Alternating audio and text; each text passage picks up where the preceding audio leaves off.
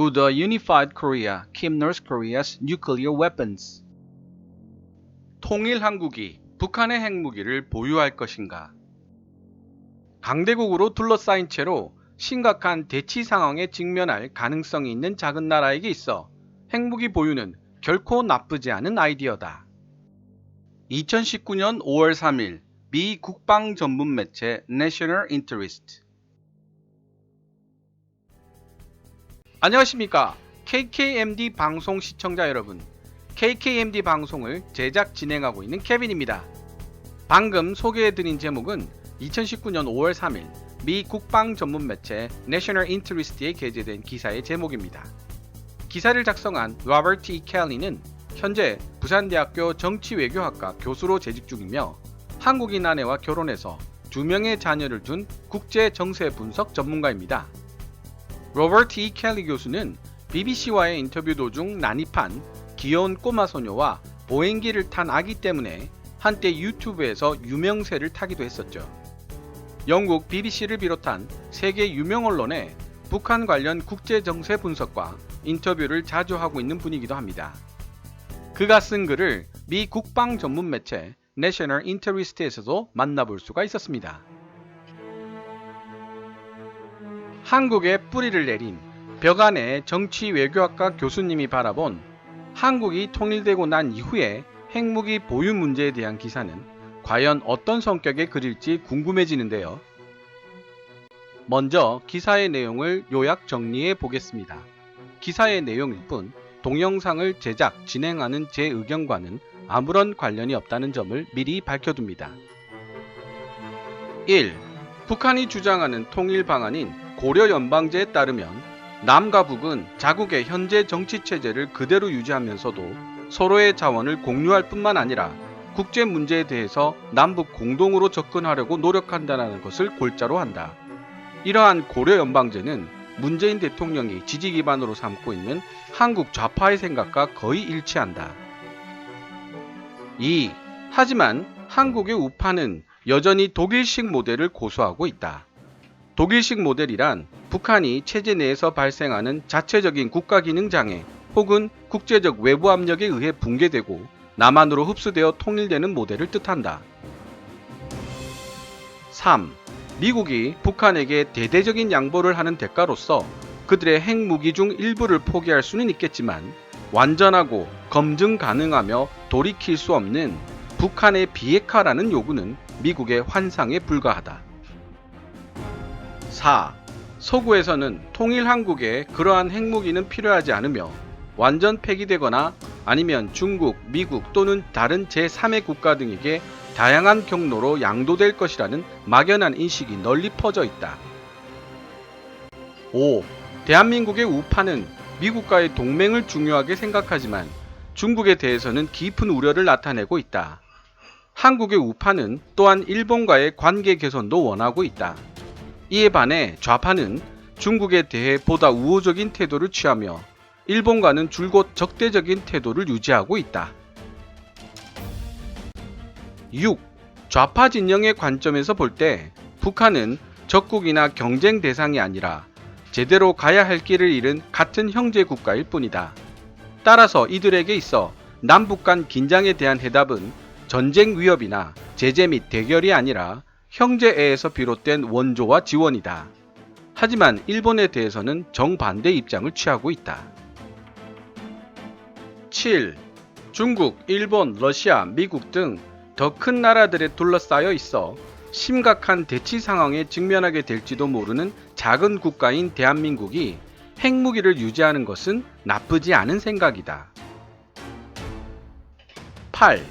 오늘날의 강력하고 유능한 대한민국의 군대와 결합된 핵무기는 결코 회복되지 않을 영구적인 불행한 가능성을 줄 수도 있지만 포기할 수 없는 옵션이 될 것이다. 대한민국 입장에서 볼 때 강대국들에 둘러싸인 지정학적 어려움에 대항하는 수단으로서 핵무기를 보유하고 싶다는 유혹은 시간이 가면 갈수록 더욱 강해질 것이다. 그럼 기사 내용 본문을 살펴보도록 하겠습니다. 언제나 그렇듯이 기사 내용은 노란색 글자에 빨간 강조색으로, 저의 개인적인 의견은 하얀색 글자에 까만 강조색으로 표시됩니다. 대한민국의 문재인 대통령과 도널드 트럼프 미 대통령의 최근 북한과의 긴장 완화 노력에 의해 제기된 많은 희망 중 하나는 남북이 궁극적인 통일까지는 아니라고 하더라도 하나의 정치적인 연방국가를 만들어낼 수는 있을 것이라는 희망이다. 전면적인 한반도 통일은 남북 양국 정부의 형식적 목표지만 여러 하위 단계의 수단과 방법들이 오랫동안 고려되어 왔으며 일종의 연방국가체제가 자주 논의되었다. 이러한 연방국가제는 한 국가 두 체제라는 홍콩과 대만에 대한 중국의 표면적인 접근 방식을 따르는 것으로 보인다. 북한이 주장하는 통일 방안인 고려연방제에 따르면 남과 북은 자국의 현재 정치체제를 그대로 유지하면서도 서로의 자원을 공유할 뿐만 아니라 국제 문제에 대해서 남북 공동으로 접근하려고 노력한다라는 것을 골자로 한다. 시간이 지남에 따라 통합의 정도도 강해질 것이고 그 결과 양측 간의 의혹이 사라지게 되면서 하나의 국가로 통일되게 될 것이라는 주장이다.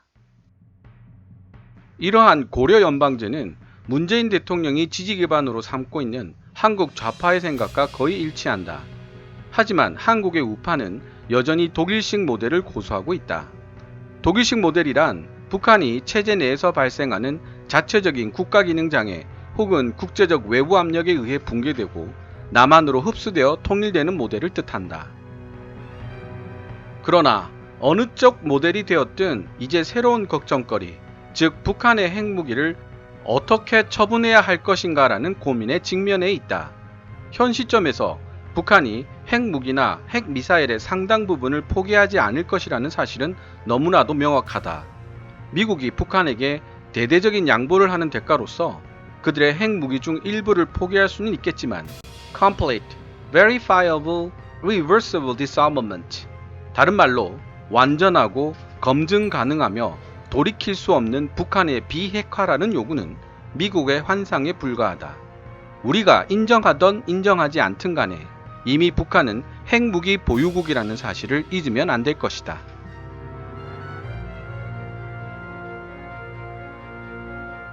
따라서 완전한 통일이 되거나 완전한 통일은 아니더라도 지금보다 좀 더 유연한 형태의 해결 방안이 등장한다면 북한의 핵무기는 어떻게 될 것인가? 적어도 서구에서는 통일한국에 그러한 핵무기는 필요하지 않으며 완전 폐기되거나 아니면 중국, 미국 또는 다른 제3의 국가 등에게 다양한 경로로 양도될 것이라는 막연한 인식이 널리 퍼져 있다. 나는 한국에서 개최되는 국제 컨퍼런스에서 이러한 취지의 발언들을 항상 듣고 있다. 대한민국의 우파는 미국과의 동맹을 중요하게 생각하지만 중국에 대해서는 깊은 우려를 나타내고 있다. 실제로 현재 중국 해군은 대한민국 서해 해상을 야금야금 침식해 들어오고 있으며 이러한 중국 해군의 영해 침범에 대한 대응 방안이 대한민국 해군의 중요 쟁점일 정도이다. 한국의 우파는 또한 일본과의 관계 개선을 원하고 있다. 이들이 선호하는 통일 시나리오에 따르면 동독처럼 북한도 자체적으로 붕괴되어 대한민국에 흡수 병합되는 것이다. 그 결과 대한민국의 영토는 한반도 전체를 아우르게 되면서 지금보다 더 큰 규모의 국가가 될 테지만 정치적, 지정학적으로는 여전히 지금과 다를 바 없는 국가로 유지되기를 원하고 있다. 이는 통일 이후 독일 정부가 걸어왔던 길을 그대로 답습하는 방법론이라고 할 수 있다. 대한민국의 좌파 진영에 있어서도 한국의 지정학적 상황에 대해서는 각양각색의 관점이 존재한다. 좌파 진영의 관점에서 볼 때 북한은 적국이나 경쟁 대상이 아니라 제대로 가야 할 길을 잃은 같은 형제 국가일 뿐이다. 따라서 이들에게 있어 남북 간 긴장에 대한 해답은 전쟁 위협이나 제재 및 대결이 아니라 형제애에서 비롯된 원조와 지원이다. 하지만 일본에 대해서는 정반대 입장을 취하고 있다.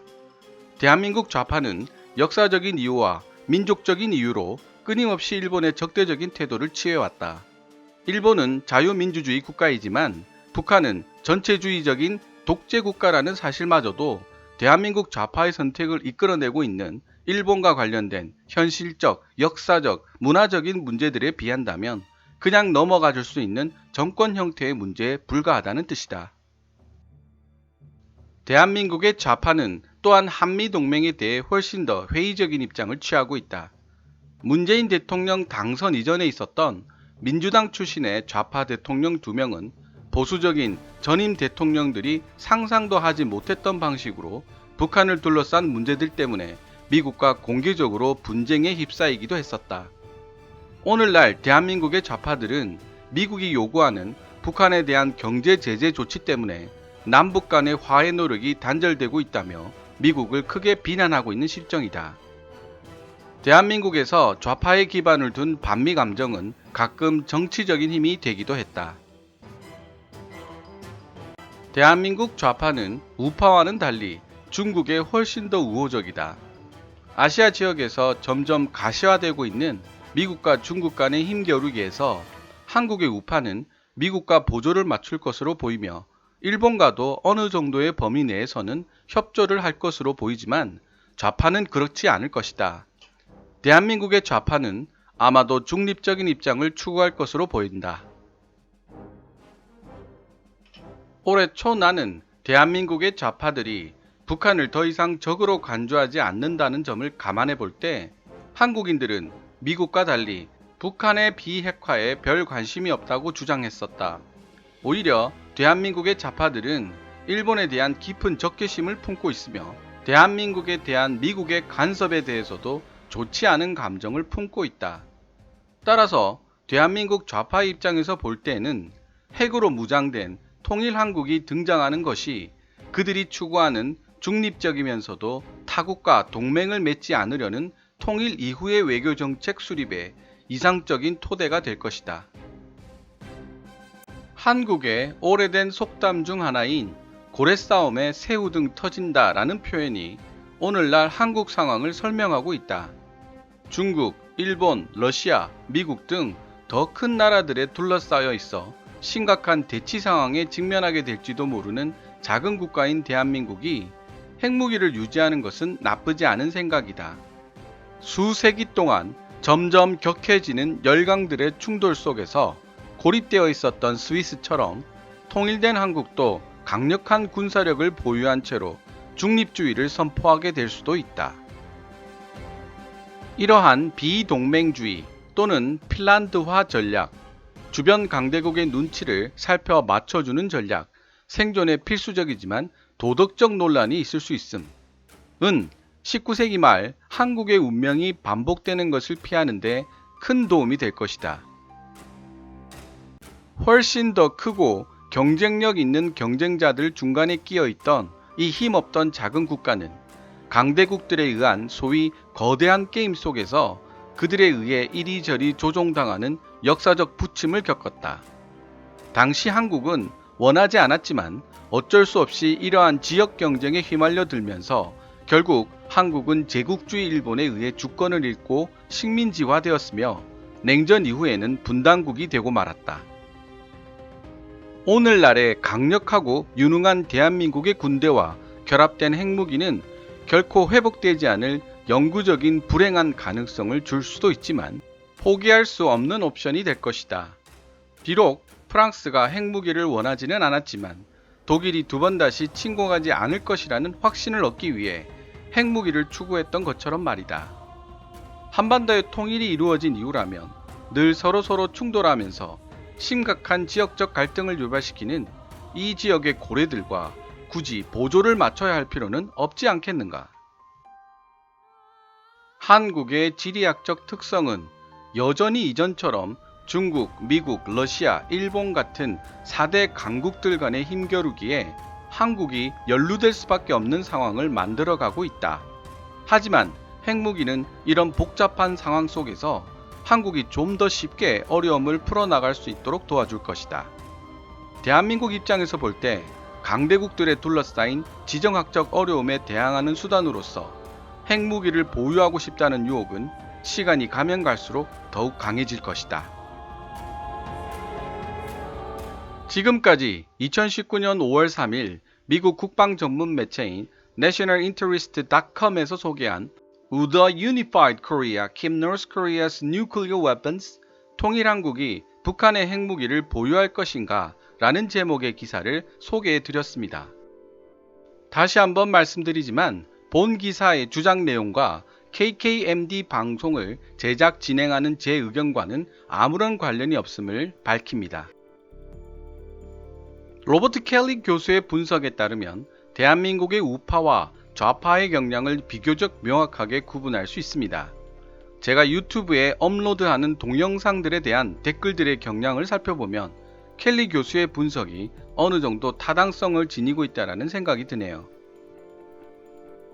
미국과의 군사동맹의 중요성을 강조하고 마음에 들지는 않지만 우리나라의 장래를 위해서는 일본과의 관계 재고가 필요하다는 주장과 미국도 결국 자기 자신만의 이익을 우선하는 국가일 뿐 절대적인 동맹은 존재할 수 없으며 일본은 절대로 같이 갈 수 없는 나라라는 주장이 대립하는 경우를 자주 경험하며 느끼고 있기 때문입니다.